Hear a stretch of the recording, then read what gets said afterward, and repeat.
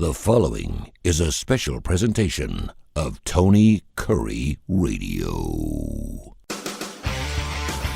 From hot dogs to cool kitties, this is Darkside of the Pooch.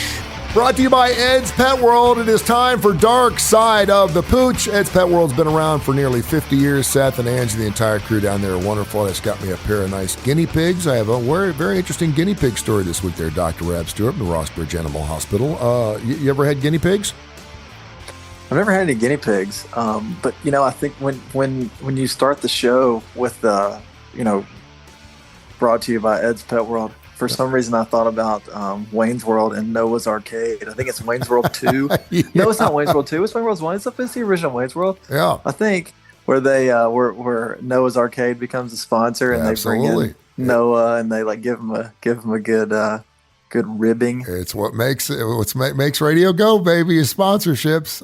We do thank Ed's Pet World. Not only do they do exotic pets like guinea pigs and sugar gliders, and my daughter wants a chinchilla.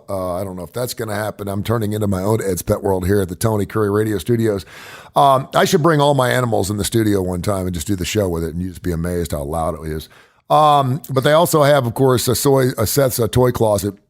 It's amazing. Half that place now is now toys. And of course, he's opening up his own brick and mortar. We'll give you some more details on that when it happens. 879-1331, 879-1331. So I will start with this guinea pig. I will tell you, and I think I told you what I did to my daughter. She's always pranking me, so I pranked her back. She had a pair of gerbils, and one was black and one was black and white. And I went down to Ed's, and they had two guinea pigs that were the exact same colors. One was all black, and the other one was black and white. And so I've been kind of ramping her up the last 3 or 4 weeks, telling her that I thought her gerbils were pregnant. And of course, they're both females, so that's an impossibility. But I said, I hear that right before they give birth, they get really, really big. And so I was taking some pictures really close to make her think that these gerbils had gotten really large. And then when she came over, I took the gerbils out, put these two guinea pigs in. And obviously, guinea pigs are about 10 times the size of a gerbil. Set my camera up and just stepped away and didn't say a word. And she was pranked big time. She's like, "Where'd their tails go? What happened?" And I'm like, "I don't know what happened." She goes, "These look like guinea pigs. What happened to my gerbils?" And she's getting them out. Anyway, so obviously I kept the guinea pigs. I would say outside a dog, that guinea pigs are the most sociable animals I've ever been around. I cannot believe I've had these things for about 3 weeks. Dr. Rab, these things talk to me. They tell me when they're hungry. They come to me when I call their name. And I've only had it for 3 weeks. It's the most amazing animal I think I've ever seen. I'm just telling you. Guinea pigs are cool. They're big. They get to be big. They're a lot of fun. My kid brought home 3 crawfish. Really? Yeah, and from school, like it was their, the school's coming, the school year's ending, so all these classroom pets have to find a home. Yeah. And he came home with 1 crawfish, and it's in this tiny little plastic container with nothing in there but rocks and water. Yeah. And I said, "Man, we need to just go take this to the creek and let it go." It'll die. He said, "Oh no, it'll die. No. Yeah. The teacher said that these were grown. They're not wild. They'll never make it." And I said, "Well, right.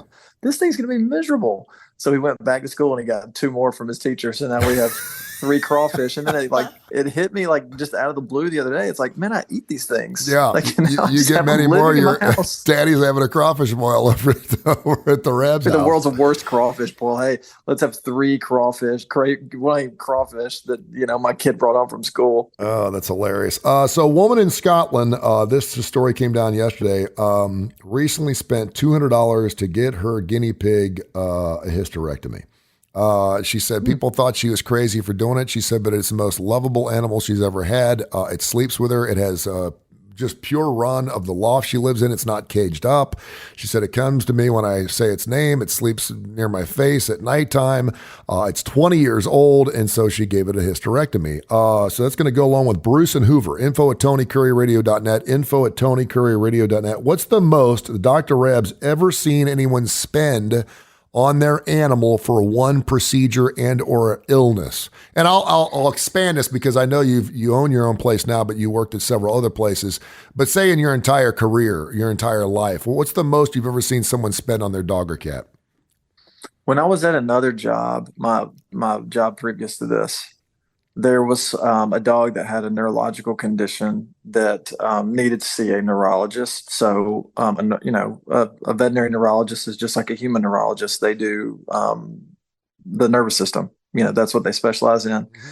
And this dog had a really strange neurological condition. It was my case, and so we sent it to Auburn, and they left Auburn just north of $10,000. Wow. In one sitting. And this has been, probably not quite 10 years ago, but, probably getting close to 10 years ago.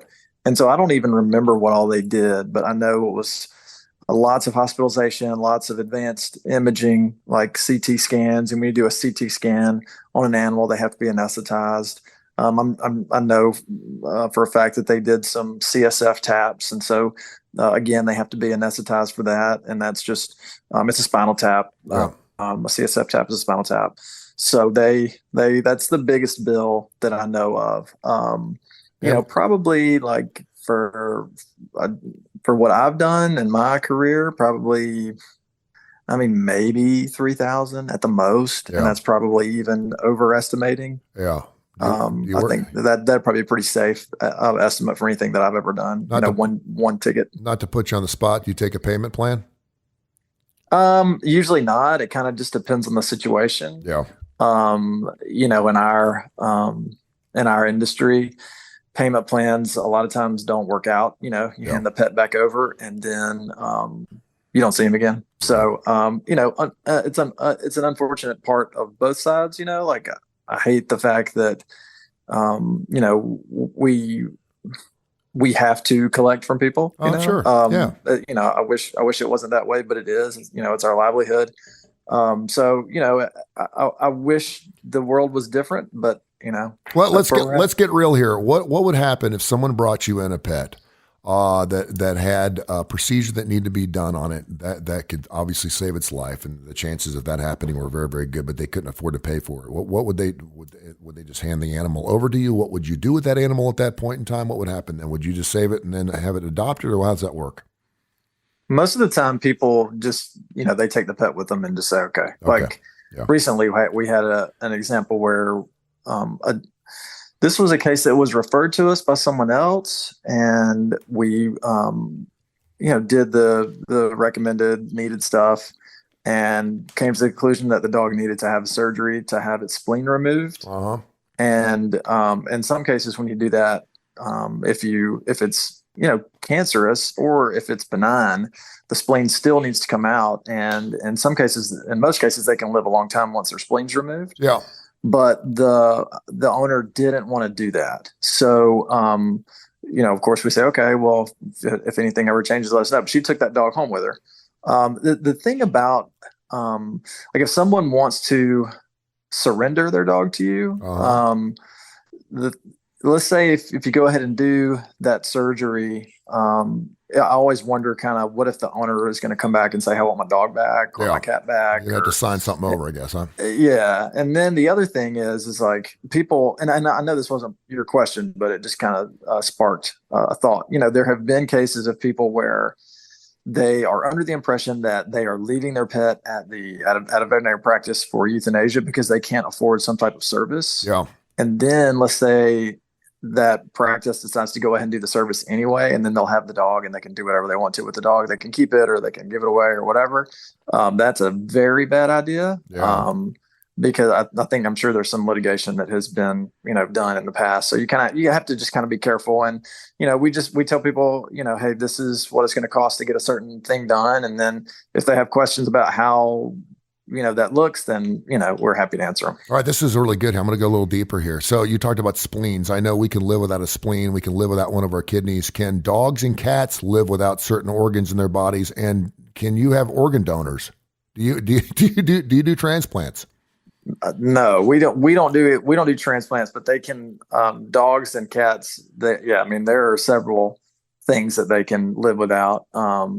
Cats, they can, dogs and cats, they can have their spleen removed. They can have part of their liver removed. They can have some, portions of their lung removed. They can have portions of their GI tract removed. Anything that they have two of, mm-hmm. they can lose. they got 2 eyes, you can lose one, 2 kidneys, you can lose one. They got 4 legs, you can amputate one. They can live without their tail, they can live without their teeth. There's lots of things they can live without. All right. But the cats have like a super, sometimes they have a super hyperactive thyroid gland. So you can basically radiate their thyroid gland. You're not removing it, but you're just radiating it. But you can remove portions of the thyroid gland. So, it's like Mr. Potato Head. There you go. Dr. Rab Stewart, he, of course, the Rossbridge Animal Hospital at Rossbridge Vet on Twitter, the Rossbridge Animal Hospital on Facebook as well.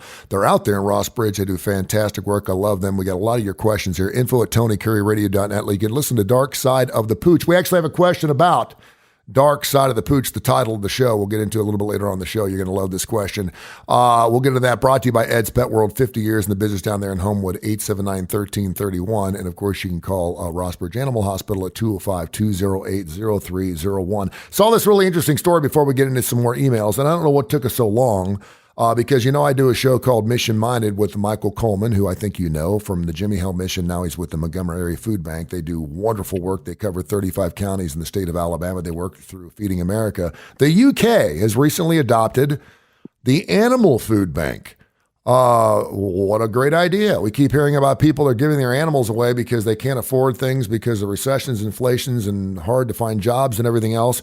But they're now feeding families so people don't have to get rid of their pets, which I think is a great idea. Kim in Frankfurt wanted to know if you know of anything in the United States along those same lines. She wants to keep her 3 dogs.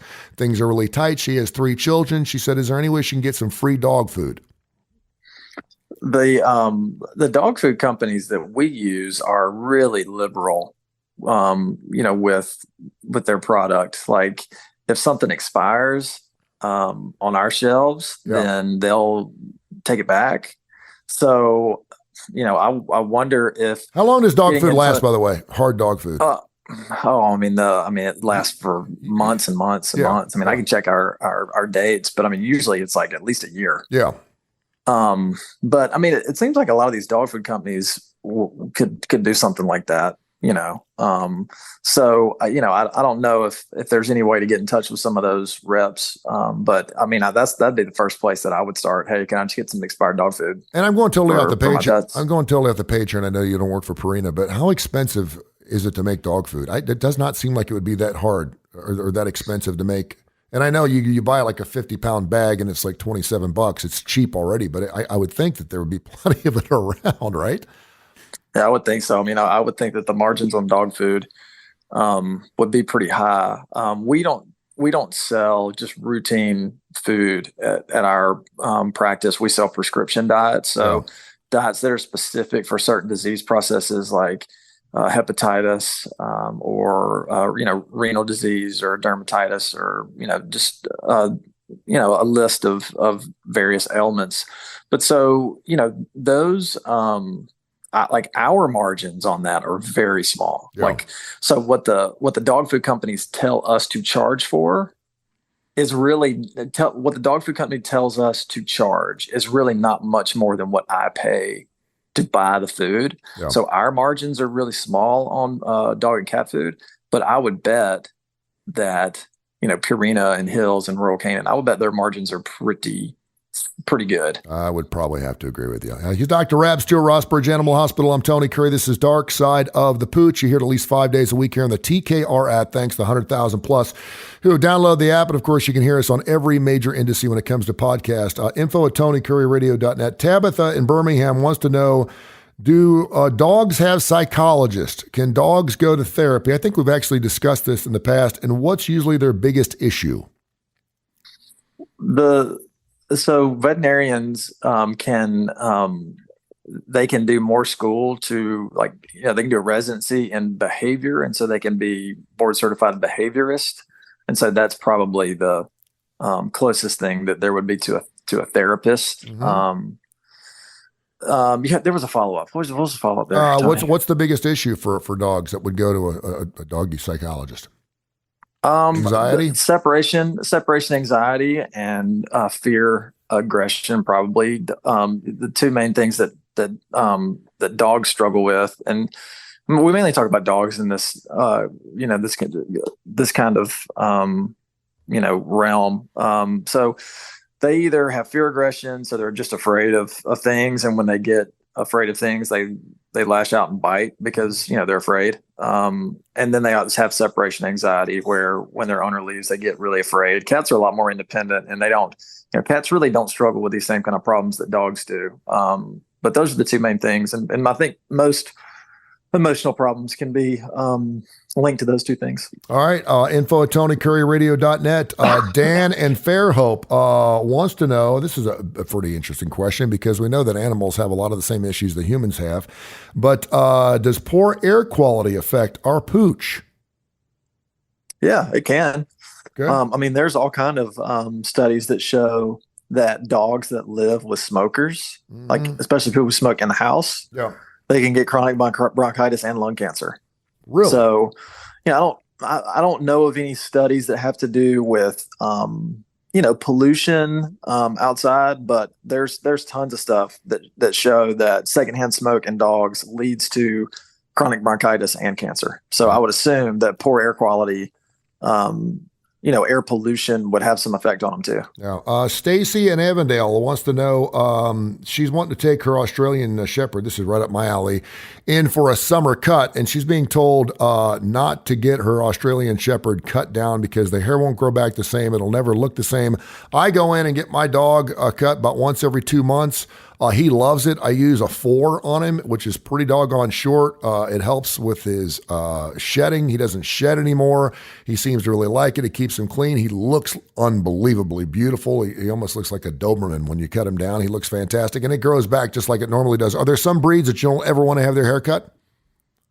No, I think that maybe one thing that she is hearing, sometimes dogs, we mentioned cats having a hyperactive thyroid, but dogs will have an inactive thyroid where the thyroid hormone isn't producing as much hormone as it used to. And dogs that have that condition, they will, if they're shaved down, hair may grow back in kind of strange patterns. It may grow back in some areas and then not grow back in others. So, I mean, there is some truth to that, but if it doesn't grow back the way that it looked before it was cut, there's probably some medical reason for it. So I wouldn't let that deter me personally from having my dog, shaved close. And I'm just telling you, my Australian Shepherd didn't shed for a couple of years, and all of a sudden it just shed. It was like I had tumbleweeds going across the floor, and it didn't matter how much I swept up.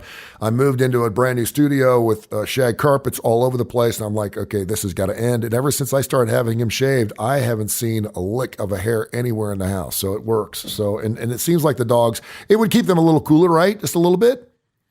Yeah. I mean, so, there's some, there is information out there that certain breeds with long hair, it kind of helps them stay cool, which, to be honest, I don't really understand that whole thing. But apparently there is some science that backs it up.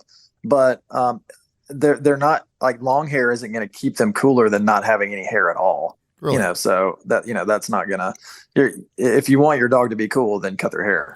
Speaking of hair, have you ever seen a green polar bear? I've never seen a polar bear, period. Do you really?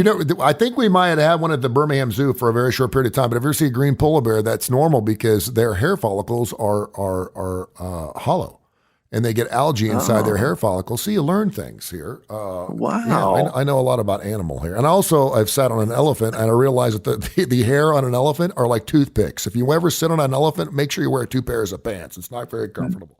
Did you use a hair to pick your teeth? Did you just pluck one of those? No, but they kept telling me wear 2 pairs of pants, and I was like, why? I'm going to be riding.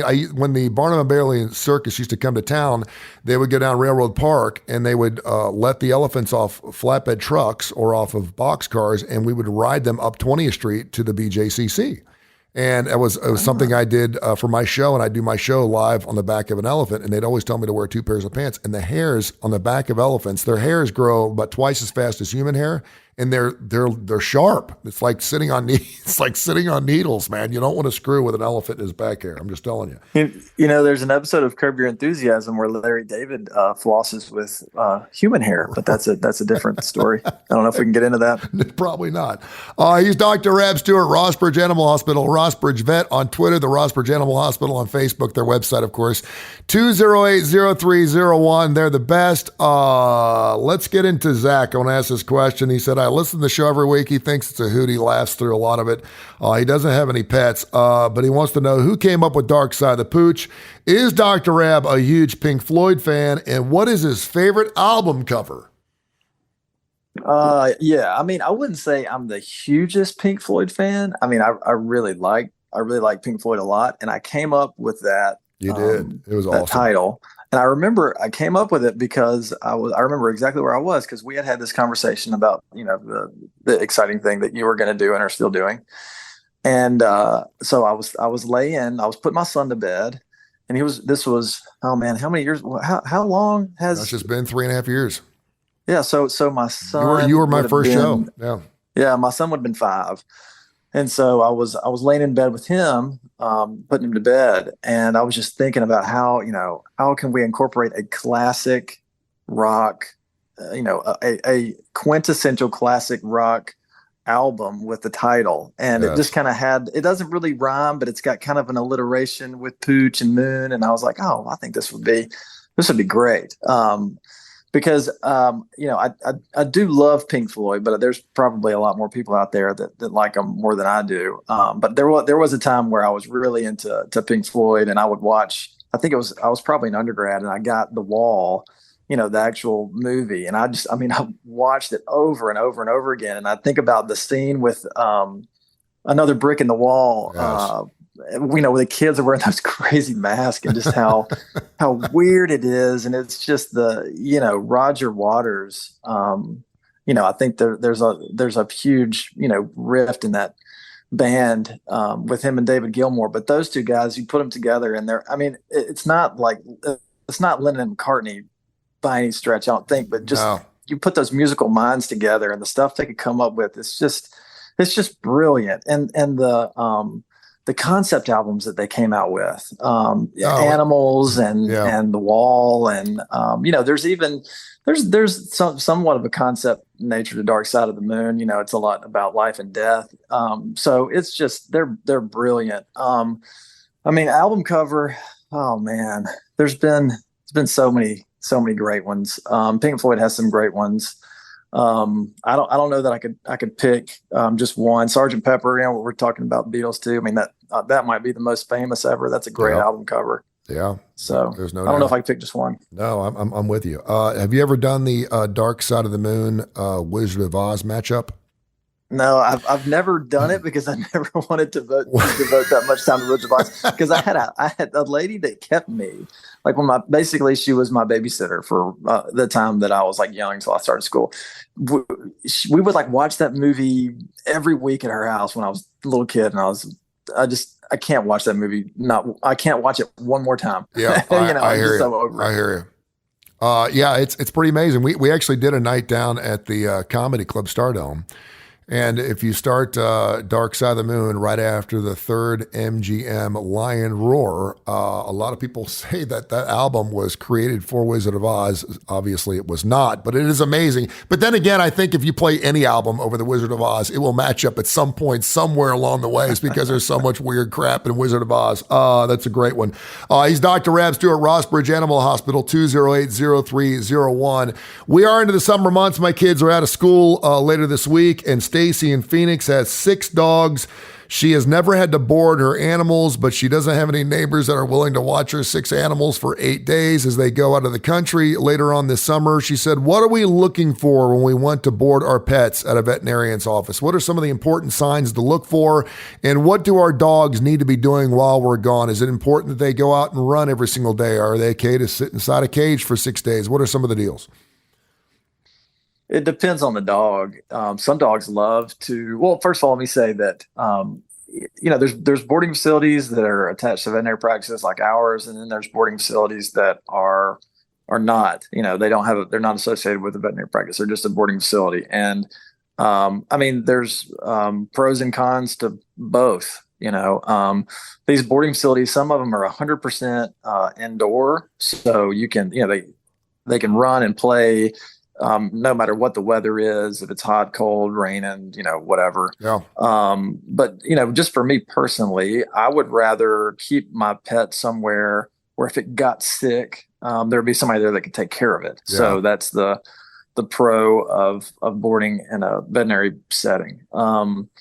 But pets that have never been boarded, especially if they're older, they may not like it. Just being honest, because they're going to be in an environment that can, no matter where you board them, it's going to be loud and it's going to be hectic and there's going to be a lot going on. Some dogs will, in that environment, they really want to get out and run and play, and other dogs are freaked out by it. So I think the best advice that I could give her is, before you take, your 6 pets and drop them off for, over a week, you might want to try dropping them off just for the day and letting them do some daycare and see how they do, or at least get them warmed up to it. So that when you do leave them for an extended period of time, they're, somewhat acclimated to the area. All right.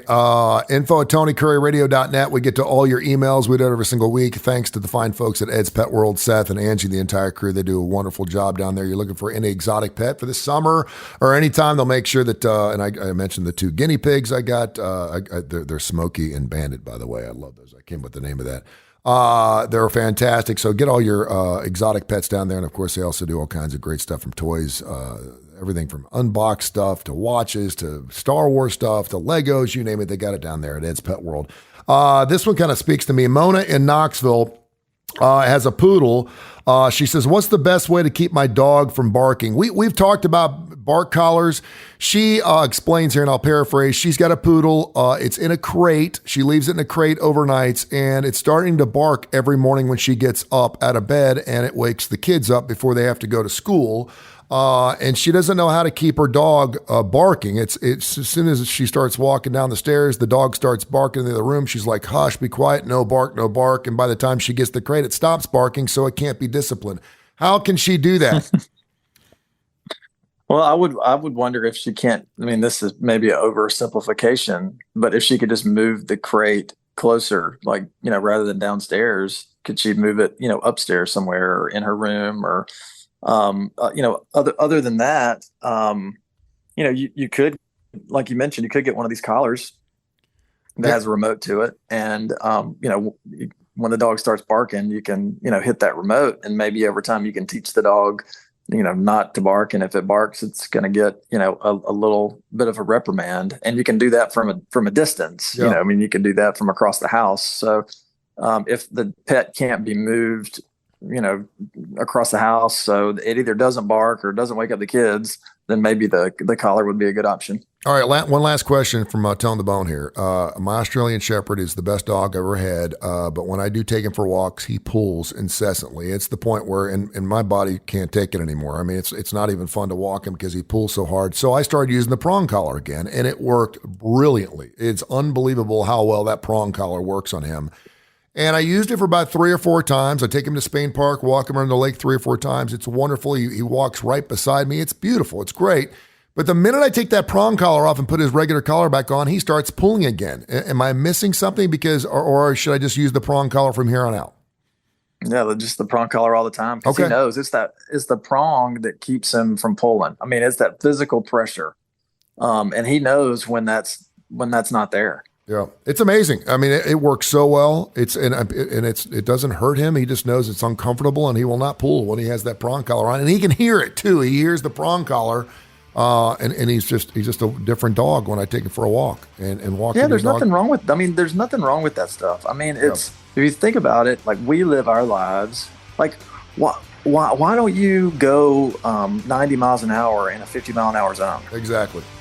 Yeah, I mean, it's no different. It's guardrails. It's not inhumane. It's just a tool to keep them in line. There you go. Anything interesting happening at Rossburg Animal Hospital you want to share with us before we let you go? I feel like it's just been normal business lately. So okay. I got nothing to report other than good stuff. Normal business is good stuff. Thank you very much, Dr. Ram Stewart, Rossbridge Animal Hospital, Darkside of Pooch. We appreciate you. All right. Thanks, Tony. Talk to you next time. This has been a special presentation of Tony Kurre Radio.